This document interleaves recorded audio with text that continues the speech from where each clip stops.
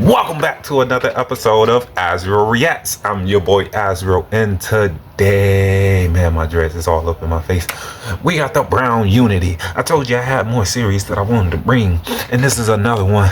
It's between the black community and the Asian community. The unity that that Europeans don't want to see. White Americans. I'm sorry, but it's kind of true. Y'all would rather us be divided than to come together. But you know what? You don't have that option anymore, because black people and Asian people are coming together as one, because it's just a beautiful thing when we do. So I'm bringing you guys some videos of people on both sides saying we really need to strengthen our unity and show these fuckers that we really can stand together. So let's go ahead. But before, if you like the video, come on now, drop a like and subscribe for the brother. Come on, that really helps a brother out. Go ahead and comment if you want to too, but let's get into these videos. I've been hearing about other minorities asking black people to show up and protest against ICE. Ask the Asians instead. Our shit's already being rocked. The working class ones are going to be targeted by ICE just like the Latino community. Hell, a bunch of us are already being deported and often to the wrong country. And then as for the richer ones, Trump has already banned all Chinese students from coming to the US to study, and has banned all international students from coming to Harvard, which affects a whole lot of Asian international students. So anybody who looks Chinese, even if they're a US citizen, is going to be affected by this. He's put several South Asian countries on the travel ban list. So yeah, brown Asians are going to be affected too. Anyway, our voting numbers look very similar to Latinos. Just over half of us voted for Kamala and the rest went for Trump. We couldn't just fucking listen to black people when they told us to vote for the black lady who wasn't going to take all our civil rights away. And now we want them to come save our asses when they're getting whooped. Also, have you maybe considered that the feds want black people to show up to the protests? Because then they have an excuse to escalate the violence. Then they have an excuse to call them riots. We saw what happened with the peaceful protests in 2020 after George Floyd was killed by a policeman.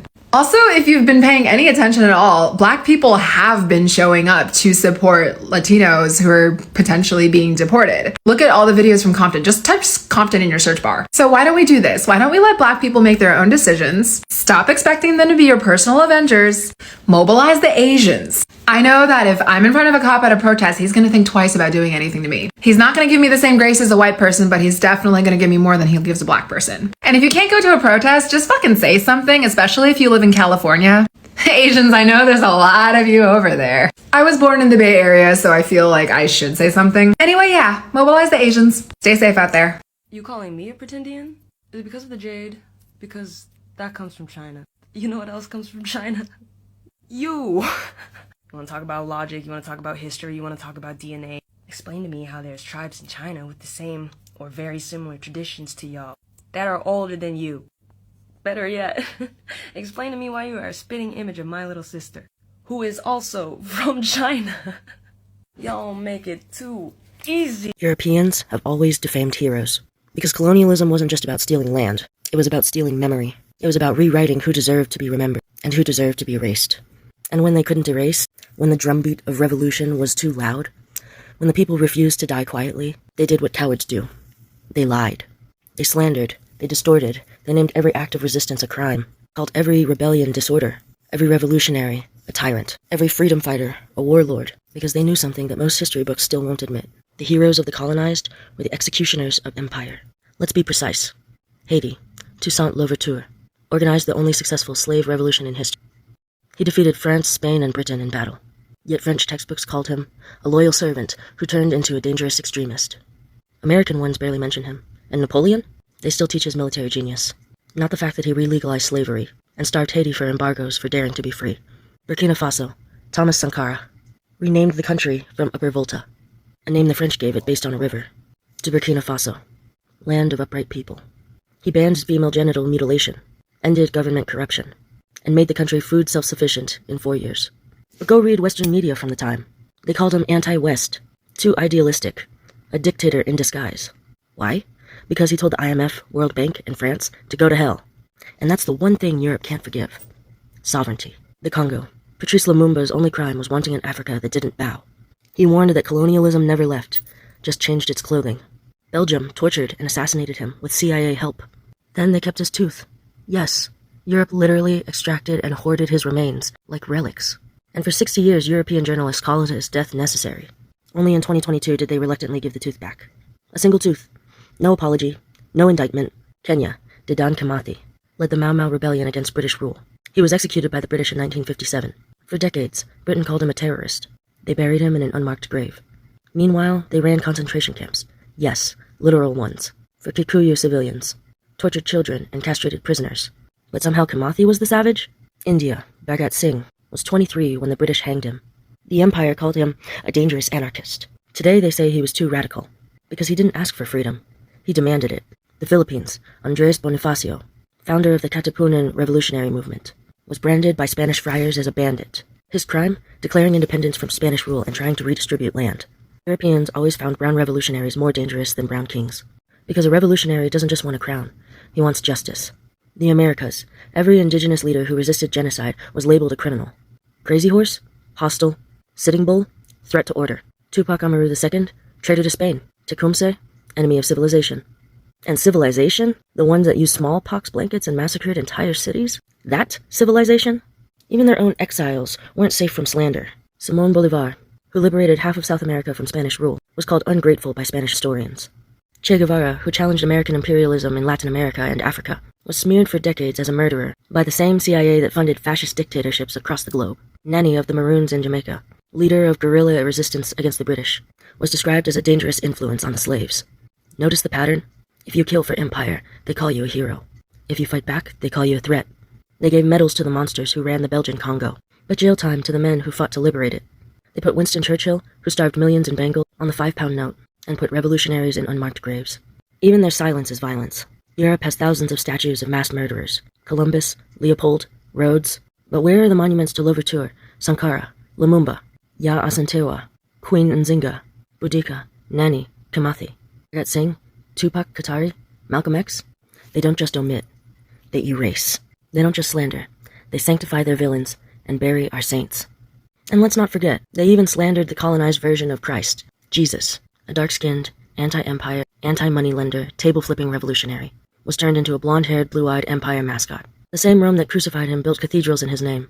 The same Europe that enslaved millions spread Christianity with whips and guns. They turned liberation theology into imperial doctrine, because even their religion is a rebrand. So when they call your heroes violent, when they call your resistance chaos, when they tell you you're rewriting history, remember, Europeans have always defamed heroes. Because if they ever told the truth, their whole house of cards would collapse. Cope. Of every continent. Dark-skinned people are the aboriginals of every continent. Native Americans migrated over the ice bridge from Siberia, that would be Asia, and became what we now know as Native Americans. But the people who were on that land before them and the ice bridge even formed were black people. Black people also built pyramids on every continent. That's why there are pyramids on every continent. Black people were here first. Black people were here first. Black people were here first. Black people are the aboriginals of every continent. Dark-skinned people are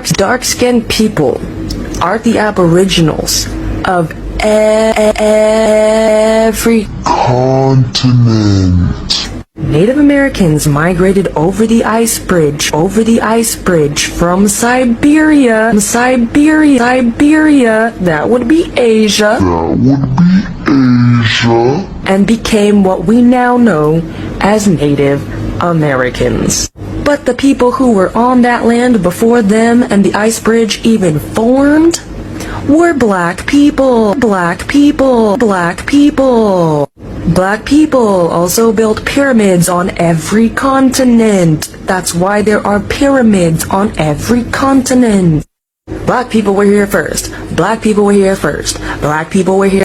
For you to say the first Chinese may have been black, you just erased your own people and history and gave the Wabos the history. You have no honor.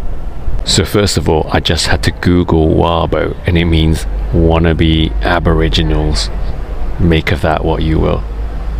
So this guy's upset because I talked about the research findings of Professor Jin Li of Shanghai's Fudan University, indicating that there is ancient black ancestry among the Chinese people. This professor talks about ancient migration patterns between Africa and Asia dating back some 60,000 years.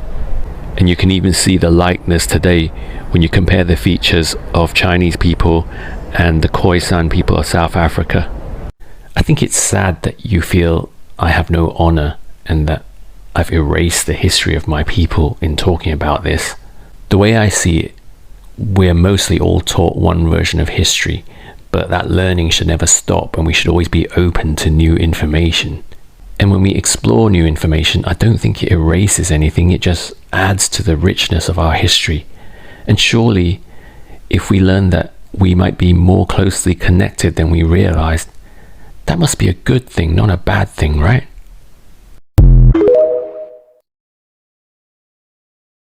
Question. This actually is a serious question. Why don't you like us black people? Non-American Asians always gave me the cold shoulder. American Asians were cool and I often hang out with them. Are they just not used to us?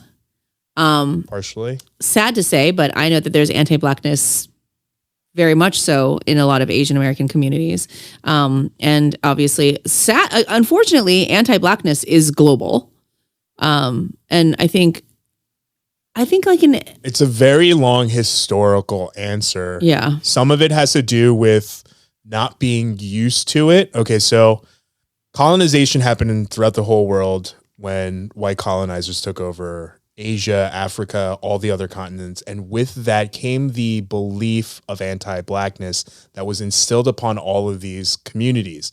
Now, once those colonizations ended, you were left with this homogenized community where they don't know anyone who don't look like they're all white, all Asian, all South Asian, whatever it may be.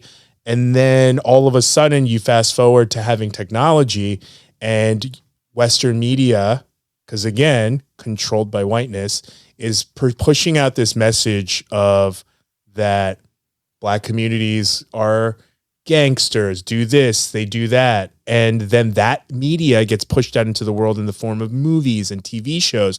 And now you take this homogenized community who has learned anti-blackness through colonization and stuff like that, on top of the fact that it's then mixed with people who are learning about these races for the first time through fictionalized television that is controlled by white media. And then you have this biased look. So when they meet black people for the first time, they're having to reconcile what they have been essentially brainwashed into thinking versus then trying to figure out what that means when they meet you and they're like, but you're not any of these things.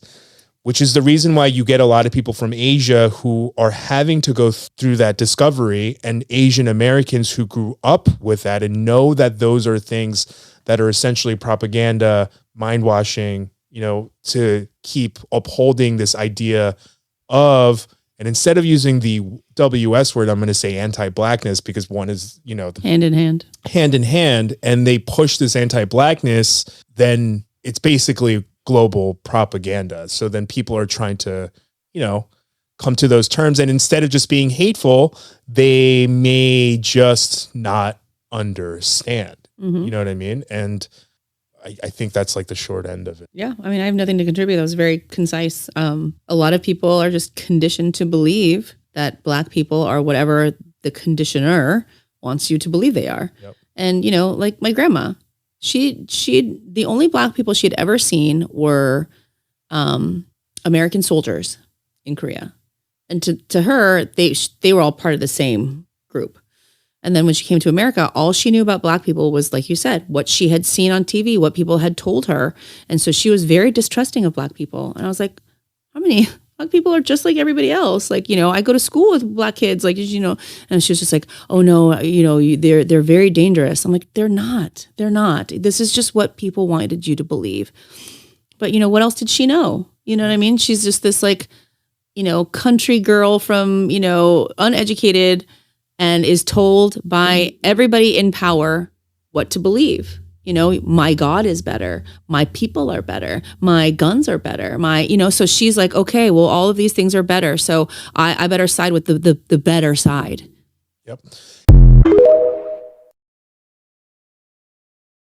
Thanks for this, actually. There's a reason they changed it from Native American to Indigenous. Because Native implies that you're Aboriginal, and you're not. Indigenous just means you were there before colonialism. That much is true. Well, modern-day colonialism. But what we're discovering from many people with receipts is that y'all were categorized as Native Americans. Black people were reclassified from Native Americans because they're the real natives and changed to African American. When there is historical documents, there's birth certificates, there's literal migration papers, proof that people are coming up with in the comments on these videos that you make these stupid comments on, proving that they were there before y'all. Not all black people come from Africa, but all races do come from black. Please refute and address the documents that they are putting literally in my comments. Y'all don't want to do that. Instead, you want to come here and make me look stupid because you're racist.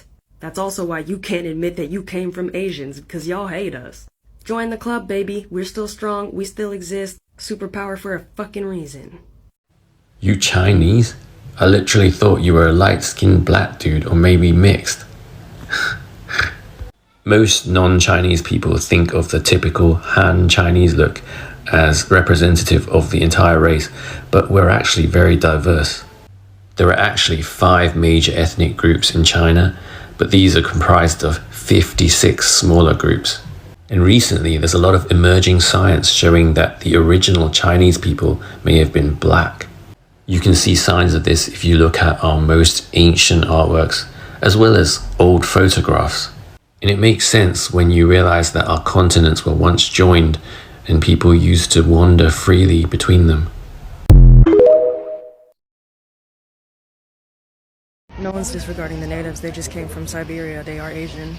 I learned this in elementary school before it became an agenda, before they were able to cover it up. Black Americans were reclassified from Native Americans to African Americans. Not all of them come from Africa. They are finding this with their DNA tests. They are finding this with their literal elders telling them. Even Siberians know where y'all came from. Native Americans are just like Koreans and Japanese people. They come from the people of the Yellow River. That's where all Asiatics come from. Then they did something called migrated. And after they migrated, they ended up enhancing on gene pools that are only slightly different to mainland Asiatics. If you're new to my page, I'm a spiritual creator, and I disguise myself as a political activist. Because that's the only way people my age, with my background, will listen to me. When I refer to China, I'm mostly referring to the original Asiatics that come from the Yellow River, hence the yellow peoples, the golden peoples of the sun. We are one of the last hieroglyphic and tonal languages left on this planet, have integrated ancient traditions into modern life, and live in a balance among nature and society. We have an opportunity now before they can coin a new term for spiritual psychosis, which, by the way, was coined by a white girl who was a self-proclaimed pathological liar. But we have this window of time before they figure out how to bury all of the information that we've uncovered, before they start calling us crazy again.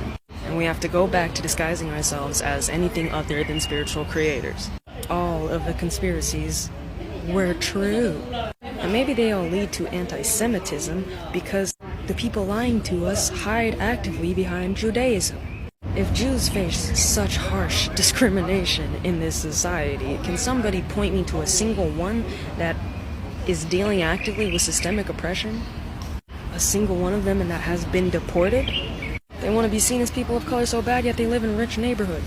I canvassed doors in Georgia. I went to all these neighborhoods knocking on them. Never met a dark Jewish person. Never met a poor one. The Japanese look a spitting image of us. Literally stole Hanzi, the Chinese characters, and are calling it kanji. And because the white man told them they spawned in looking like that, they believe it. To trace genetic ancestry, all you need is eyes. I know the Chinese came from melanin because every time I go to a predominantly black what we consider black space, I am treated like family. Unless, of course, they're racist and don't like Asians. That's a different story. There's all types of people out there. There's Asians that don't like black people. There's black people that don't like Asians. We gotta accept it. We gotta just know when to move on. But the truth of the matter is we share a history, and that's why they lie about both of our histories in the same exact way. The playbook keeps becoming too obvious. The illusions are starting to die. That's why so many Americans are miserable. And so many foreigners who just drank the American Kool-Aid are miserable. Their illusionary magic that they do at the Vatican is at its weakest point. We have the opportunity now to break it entirely. We just have to prove that we're gonna do better than we did last time. And the second we truly break their illusions, they're gonna try and break the world. Wars always coincide with awakenings.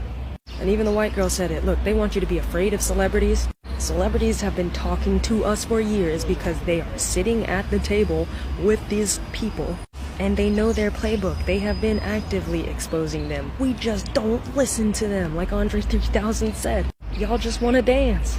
But yeah, even the white girl said it. We'll have to stop the world just to stop pretending. And that's what they're gonna try and do.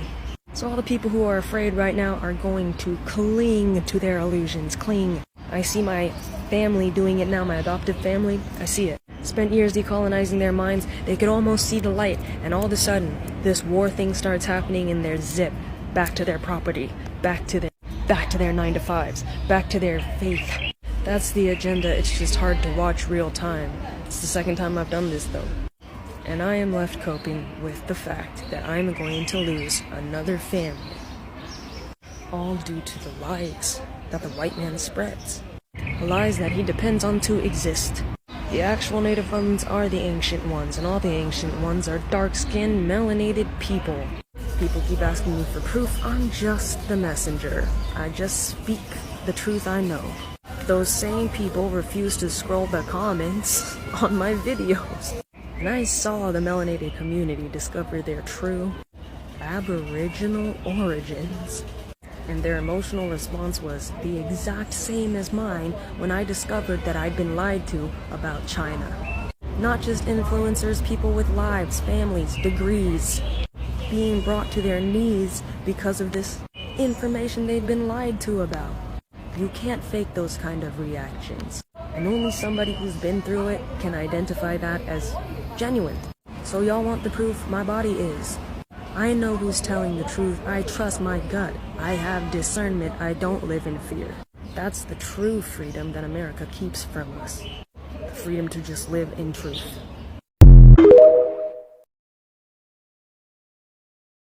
Us black people and Asians have so much in common, like it's not even funny. Like, we both know how to fry the shit out of some chicken. We've both experienced extreme levels of like, discrimination, whether it's like racism or colorism, you know what I'm saying? And we both have long, extensive histories that go like way back, you feel me? And both of us have some of the best athletes, you know what I'm saying? Like, especially, look at the Olympics. Like, a lot of the top performers are black and Asian, you know what I'm saying? And we're both excellent dancers, you know what I'm saying? Like, you already know. I don't even gotta say too much, but when it comes to dancing, us black folk and Asians, yeah, we up there. Like, I'd say, us black people are number one, but they right there. Like, they be killing that shit for real. Like, they be killing that shit. Like, we both age like fine wine, you know what I'm saying? Like, I seen so many black folk, I see so many Asian folk that look like they're about mid-30s or 40s or something like that. But the whole time they in their 60s. I'm like, what? No makeup, no alterations to their face. They ain't going on a knife or nothing. Just all natural, taking care of themselves, you feel me? Like, yes. And I'm not saying white people can't be on there either, but I'm just talking about exclusively us, you feel me? I'm not trying to, I forgot to mention that we both come in all complexions and all shapes and sizes. Like, what? Like, it's crazy. Like, it's really crazy just putting all this together. Like, we have so much in common. There's probably things that I'm missing, but those are the things I'm just, off the dome type, So they tried debunking, they tried bullying, and now they're calling me a white supremacist for saying that black people were here first? Now what white supremacist wants to tell the truth like that? Clearly not Native Americans. You know what Donald Trump isn't doing? Coming up with receipts, migration papers, birth certificates, and literal photographs to prove that the so-called African American person was here before the Native Americans. Meaning that term native is reclassification.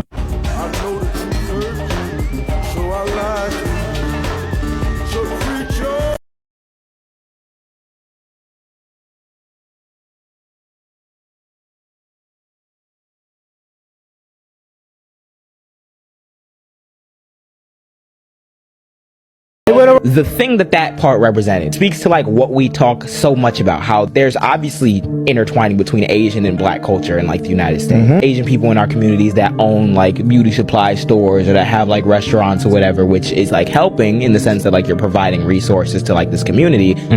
But when it comes to an issue within the Black community, when it comes to our lives being on the line, they not with our you. safety, When it comes to there. the demons at the door, When it comes to the demon at the door, come to the door and start speaking your language. Affirmative about it. You know, that part of the show is so genius. It's when the vampires or the white people come to the door and the dude starts speaking Mandarin, saying, "Oh, it's better over here. You don't gotta be with like the Black people, or whatever." X, Y, Z. What is that? That is the white man like sweet talking to Asian people, which is exactly what the fuck happened during the affirmative action shit. They literally took Asian people, weaponized, and said, "Damn, y'all not getting into these schools. That's why we got to get diversity programs the fuck out of here." They will convince you that you're not suffering from the same like discrimination, the same racist ass views they have about you by speaking your language, by talking you up, by making you feel confident. Blacks, Asians, and Latinos will never get along.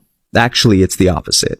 Our movements are all connected at their roots. In 1968, the Third World Liberation Front was a coalition of Latino, Black, Asian, and Native college students in the Bay Area. They were angry. After working to get admitted and paying expensive tuition, their classes and textbooks had little in common with their lived experiences and communities. When San Francisco State fired several of the already few professors of color, student groups leapt into action. They went on strike, occupying campus buildings and demanding equitable admissions, more faculty of color, and the removal of Army recruiters from campus. Administrators responded by banning student gatherings and calling in police. Faculty began joining students on strike. After months of tension, police violence, and multiple arrests, agreements were finally reached. The Third World Liberation Front's legacy lives on in ethnic studies departments, which didn't exist until these students demanded them. Yet, some argue that these departments let universities silo away scholarship of color, while most departments remain exclusionary and Eurocentric. Still, it's important to remember the Third World Liberation Front as a moment that showed us what it can look like when Latino, Asian, Black, and Native communities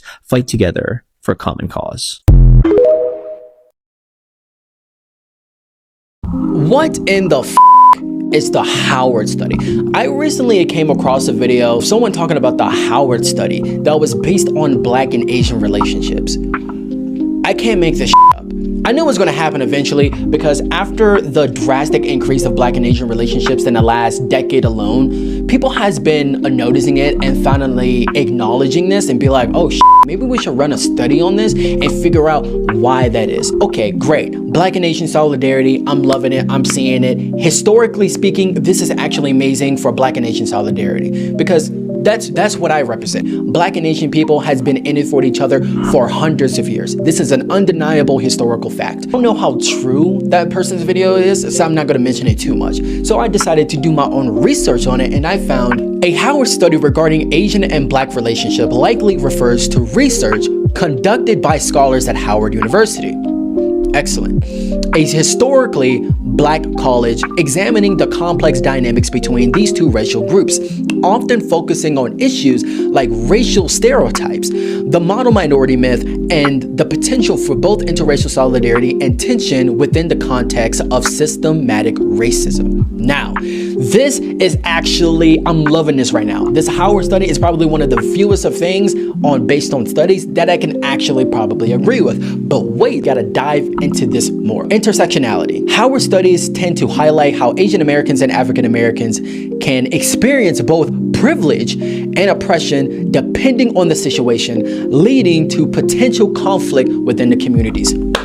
This is actually very true. Now, based on the model minority myth, the reason why it was created to begin with is because after and during the Civil Rights Movement and the Yellow Peril Movement, and racial groups like African Americans and Asian Americans were uniting as one finally to fight for civil rights back in the 1560s and 70s. Because of this, The government noticed they created the model minority myth as a way to separate the Asians and the black people from ever creating and uniting as a solidarity. By the way, this is probably going to be a long video, so stick with me. See, I just mentioned this. Research may explore how the model minority stereotype applied to Asian Americans can sometimes be used to pit them against black Americans, creating tension. This is incredibly true. The government created the model minority myth as the perfect minority for Asian Americans as a way to pit the black Americans and Asian Americans against each other. And the reason why they did this is because they do not want black and Asian solidarity, because black and Asian solidarity is actually one of the most dangerous solidarities within the country. I have been saying this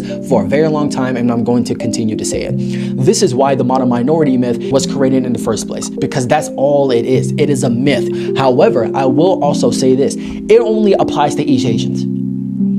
That model minority only applies to East Asians. They do not include Southeast Asian or South Asian individuals. And they barely also include East Asians depending on what country you are from. Anti-blackness in Asian communities. Studies may examine instances where Asian individuals might perpetuate anti-blackness sentiments either consciously or unconsciously. I got mixed feelings about that one. While focusing on challenges, Howard's researchers may also highlight areas of potential alliances and collaborations between Asian and black communities based on shared experiences of racism. This is how they are managing the similarities and complex issues between black and Asian people, but also trying to figure out the dynamics and sentiments that they have with one another. Honestly, this is what I think on the matter. Black and Asian solidarity is one of the oldest solidarities in the country alone. That is just an undeniable fact. With black and Native Americans coming in first and Asian Americans and black Americans coming in second. How I feel about this is very mixtual. When they said that Asian individuals might perpetuate anti-black sentiments either consciously or unconsciously, this is I can see that being true. There is a lot of Asian Americans who tend to be very supportive of black people, Black Lives Matter, etc. And yet they will turn around and say some racist about the black people they are trying to defend or claim they are supporting. I think this holds some truth, but I don't think this is entirely true. I think this also stems from not just racism and anti-blackness and or also stems from lack of education, knowledge, and historical figures. How many Asian Americans or black Americans know about not just the civil rights movement, but also the Yellow Peril movement and the connections that black and Asian people had ever since the 1800s. This is incredibly important and needs to be talked about more. It seems like the Howard study is mainly talking about the racial tension and the dynamics between black and Asian people, which I think this is actually one of the first studies that can actually get behind, though I need to do more research on it and I'll have to get back to you guys later in the future. But I just felt like this was something I needed to share with you guys because this is actually incredible. I'm interested to see where this goes. Let's do it. I always tell people the day the Latino, African American, Asian, and other communities realize that they share the same oppressor is the day we start winning. Because we are the majority in this country now. We have the ability to take over this country and to do what is needed for everyone and to make things fair. But the problem is our communities are divided. They're completely divided. And I talk about this all the time is that like for Asian Americans and for African Americans, we probably have one of the worst relationships between any community.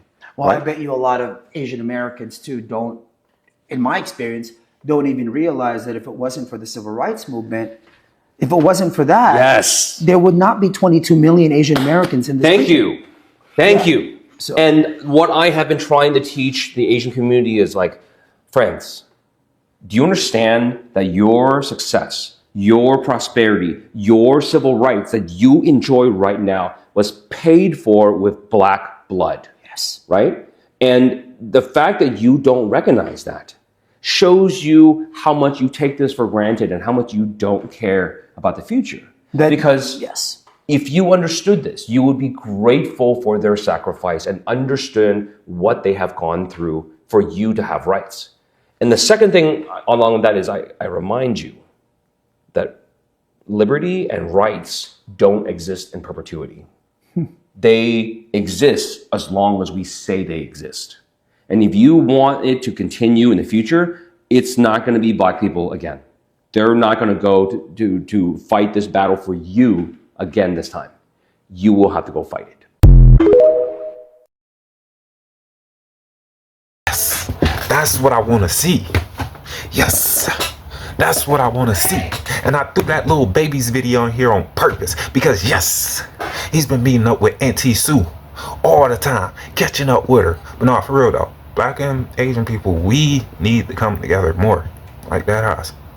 I know the Native community is like, why do y'all want to do that with us? Well, because y'all are super racist to us, and I've proven that several times. Y'all call us all types of fucking names. Y'all bring up slavery. Y'all always talking about the N-word and shit like that. So no, we don't want to come together with y'all Mexicans either. Nah, y'all got this internal racism inside y'all. Yeah, Chinese people have it somewhat too, but they're willing to work on their shit unlike you guys. That's all I'm saying. I'm not talking about the older ones, I'm talking about the newer generation. They're willing to work on it unlike the newer generations of the Native Americans, the Mexicans. They're not willing to work on that shit. So hey, that's all I'm saying. That's all I'm saying. But hey, like I said before, the Asian and the black community unity needs to keep going strong. Keep that brown unity going very strong. And if you like this video, go ahead and drop a like and subscribe for it, brother, because you know that stuff really helps me out. Comment if you want to too, because hey, the more comments, the more plays. But hey, this has been another episode of Azrael Reacts. I'm your boy Azrael, and I'll catch you guys next time. Deuces!